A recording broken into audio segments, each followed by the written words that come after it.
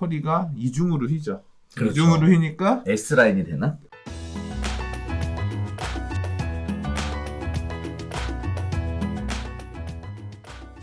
자, 두 번째 이야기 가볼게요.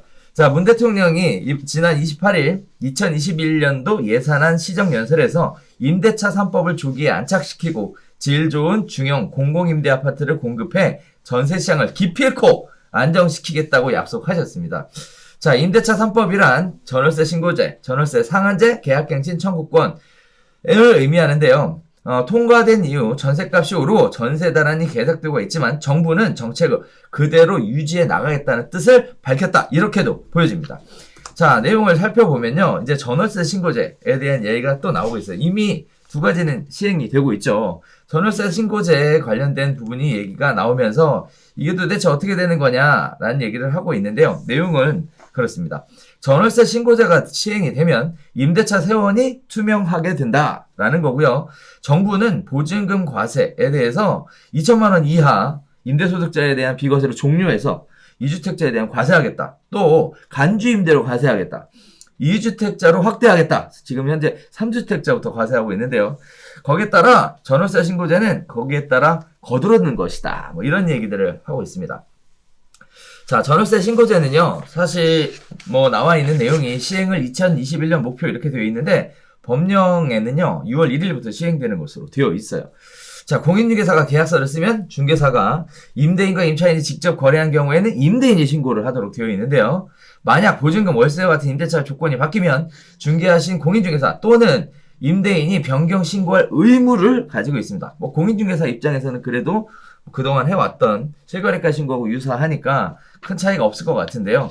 임대인 입장에서 조금 어려워지지 않을까? 라는 생각도 들어요. 범법자 엄청 나오겠지. 신고하지 않거나 거짓으로 신고하면 각각 100만원, 500만원 이하의 과태료가 부과된다고 하니까 이거 굉장히 부담이 많이 되는 내용입니다. 자, 시장에서는요, 전월세 신고제가 전세시장 안정보다는 사실상 세수중대 목적 아니냐? 이런 얘기들을 하고 있어요. 정부가 그다음 깜깜이 시장으로 분류했던 임대차 시장에 대해서 데이터베이스를 확보해서 탈세를 막겠다라는 얘기인데, 전월세 신고제가 탈세를 막는데 굉장히 효과적일 거다라는 것은 예상이 되는 바입니다. 이유는 임대차 계약의 전체의 25% 정도로밖에 정부에서 파악을 못하고 있는 상황이기 때문에 신고제가 이루어지면 굉장히 다 드러나요. 또 뿐만 아니라 자제분들 결혼할 때 암암리에 전세보증금 이렇게 지원해줬잖아요. 이런 부분들에 대해서도 전월세 계약 당사자가 아닌 사람의 계약자의 월세 보증금을 대주는 경우 증여를 보겠다는 겁니다. 네, 이제 전부 소명하라는 얘기죠. 자, 거기에 따라서 국세청이 이런 것들을 증세하겠다라는 얘기로 보여진다. 또 한편으로는 뭐 여러 가지 얘기가 나와요. 임대소득 관련돼서도 이제는 간주임대료 부과하는 거, 2주택자에 대한 부과하는 거, 뭐 예전에는 이런 얘기들이 나와요. 기준시가가 9억이 넘는 집 한 채를 가진 1주택자가 자신의 집을 전세로 놓고 있다가 반전세로 돌리면 월세가 발생하죠.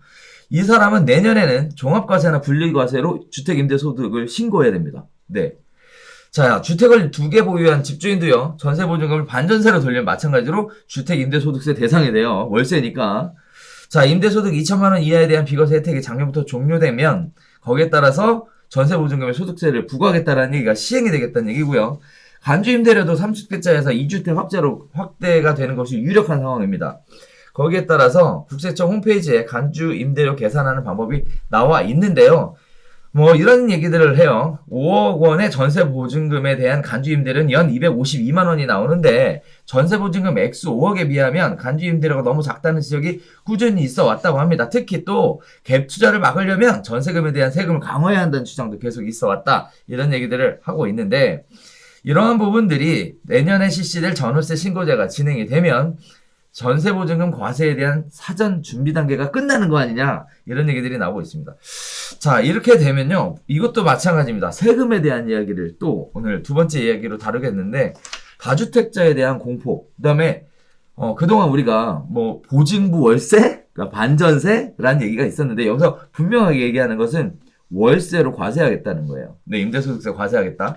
자, 그러면 다주택자의 부담이 엄청나게 늘어날 것 같은데 어떻게 해야겠습니까, 이거? 모르죠. 그걸 돈 열심히 벌어? 아니, 세금 내야 되나? 아무튼 세금이 지금 말씀하신 내용들의 핵심은 뭐죠? 자, 이제 전월세 신고를 하게 되면, 신고를 안 하면, 일단 중개업소 통해서 계약을 하면 중개업자가 전월세 신고를 대신해 주니까 그렇죠. 상관이 없는데, 그냥 직접 거래를 할 경우엔 임대인 신고를 안 하면 오, 과태료. 과태료 100만 원. 기분 더럽습니다. 네, 네. 보시면 이거 그렇죠. 나 몰랐는데 어디 있어? 그런 거 없죠. 유예 기간 있다가 나중에 날짜 늦게 신고하면 이제 늦게 했다고 과태료 날라오면 가서 맨날 구청 가서 뒤집어 엎어질 거예요. 그러니까. 이제 빤히 뭐예요? 이게 법률이라는 게 이 동네 서울은 대도시니까 적용이 되고 뭐 지방은 소도시니까 안 되고 그런 게 어딨어? 그런 게 어딨어? 이제 그래서 범법자를 굉장히 양산할 겁니다. 그래서 임대 놓으신 분들은 이제 꼼꼼히 챙기셔서 이거 놓치지 말고 정해진 기한 안에 신고들을 하셔야 될 거고. 그렇죠. 그게 첫 번째죠. 아무튼 기분 더러울 거야. 막상 나도 신고하려고 생각하니까 짜증나네.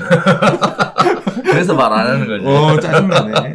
그리고 이제 그렇게 신고가 되면 집계가 되겠죠. 아까 지금 기사 읽으신데 보면 현재까지는 정부가 파악하고 있는 게 한 20%? 25%? 25%. 그 정도로 하니까 75% 드러나지 않던 걸 이제 다 드러나는 거죠. 받을 수 있. 그러면 이제 니들 얼마씩 벌고 있구나. 네. 임대료 알면 그 내용 가지고 이제 과세를 하겠다는 건데 과세를 할 때 이제까지 전세 보증금에 대해서 보증금 뭐고 내가 받아서 주머니에 들어왔던 정확하게 얘기하면 보통 이제 전세를 띄고 움직이는 그런 돈이었다고 하면 그것도 앞으로는 이제 과세하겠습니다. 실제로 오피스텔 같은 거 임대에 놔보신 분들은 아시겠지만 오피스텔은 사업소득세 신고하잖아요. 그렇죠. 그거 할 때 보증금에 대해서 간지 임대료 많이 내보셨을 거예요. 그래서 오피스텔 뭐 월세 보증금 뭐 3천에 월세 100만 원 이런 식으로 받으면 연간 1,200만 원 수입에다가 보증금 3억 원에 대한 간주 임대료 해가지고 소득세 같이 떼거든요. 그런 것들을 이제 주택도 당연히 이제 그렇게 해야 되는. 이제 그렇게 내면 아까 지금 우리가 보유세 가지고 내가 그러니까 거품을 물었지만 보유세뿐만 아니라 소득세도 내야 되는 거죠. 다주택자들은. 그러면 세금이 이중이니까 허리가 이중으로 휘죠. 그렇죠. 이중으로 휘니까 S라인이 되나? 더럽다고 생각하면 집을 파시거나 또는 아니야 핵심 지역의 좋은 지역의 주택은 계속 가지고 있어야 돼 라고 생각하면 그 세금을 내가면서 돈을 많이 벌어야 된다 결론이고 또는 그 돈을 많이 벌기 힘들면 월세를 많이 높여서 아무튼 뭐 각자 도생의 시대예요. 각자 알아서 자신의 수준에 맞는 대안을 찾아야지. 결국 부동산에 이렇게 세금이 늘어나는 부분은 그거 생각나. 뭐. 저 부동산 스터디 카페에 몬테소리라는 닉네임 쓰시는 분께서 써주셨던 글이 있는데 미국에 사는데 이렇게 부유한 동네가 아니래요. 무슨 산업이 이렇게 막 엄청난 동네가 아니야. 그래서 집값이 그렇게 비싸지 않은데 재산세는 더럽게 비싸요. 엄청 높아가지고 5억짜리 집에 대해서 연간 내는 세금이 얼마래더라? 근데 세금이 엄청 많다는 거예요. 근데 왜 그렇게 세금이 많으냐라고 했더니 그 세금을 받아서 그 동네에서 뭐 이거저거 하려고 지방세니까 그 정도의 세금을 부담하게끔 하는데 그러면 세금이 비싼 게 포인트가 아니라 월세가 비싸. 월세가 그렇지. 너무 비싸서 근데 그 동네에 집을 사기는 그렇고 월세로 살아야 되는 사람은 그 높은 월세를 상대적으로 부담하고 사는데 왜 이렇게 월세가 비싼가라고 봤더니 주인도 하는 얘기가 나도 남는 게 없어. 다 세금. 세금이 엄청 많아서 그 세금 빼고 남으면 매매가 대비 수익률로 전환하면 몇 프로 안 되는 거예요. 수익률이 막 한 10% 이렇게 될 줄 알았는데 그게 아니라 세금을 떼고 이제 세금 내고 남는 거 가지고 정산을 해봤더니 몇 프로 안 되는 수익률이 있다. 그러니까 결국 그런 구조로 가는 거죠. 그러니까. 세금이 늘어나면 그래서 딱 기가 막히게 그러니까 월세라고 하는 금액 자체가 세금을 빼고 기대 수익률 나오는 정도로만 딱딱 맞춰지더라는 거예요. 우리나라도 이제 그런 자꾸 월세 시대로의 전환 이런 것들이 그런 부분을 얘기하는 것 같아요. 저는 이런 생각을 좀 해봤어요. 사실 부의 대물림에 대해서는 계속 얘기들이 나오고 있는데 그동안 노출이 안 됐었던 거 있죠.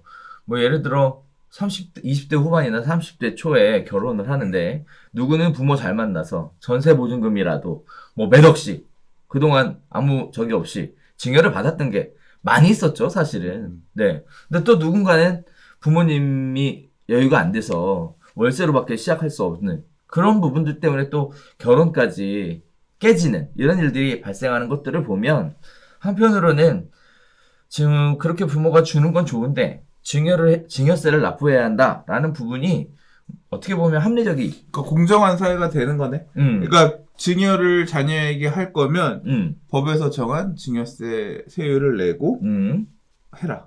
그렇죠. 네, 그러니까 자금을 투명하게 하게끔. 그런 부분은 굉장히 의미 있다고 봐요. 또 시청자분들께서 주의하셔야 될 게 반전세. 우리가 항상 했던 얘기가 반전세가 전세입니까 월세입니까 했던 거 월세라고 네 이렇게 얘기하는 부분들에 대해서 또 인지해 주셨으면 좋겠고, 역으로 얘기하면 소장님 얘기처럼 그 5억 전세금에 대한 간주임대료 252만 원인데 진짜 이거를 그 은행에 넣어놓으면 252만 원 안 나올 것 같은데. 에이, 그렇죠. 그러니까 이게 간주임대료 이거 되게 세요. 그러니까. 되게 세요. 계산해 보면 엄청 세요.